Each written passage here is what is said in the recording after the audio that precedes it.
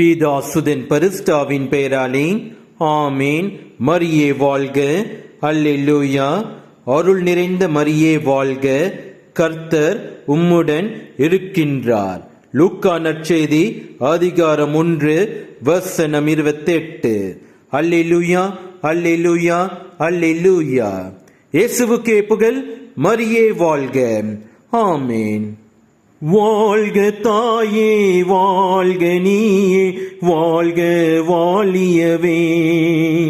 அன்னையே வாழ்க, அமளியே வாழ்க, வாழ்க வாழியவே. அமலோற்பவியே, அருள் நீரை தாயே, வாழ்க வாழ்க.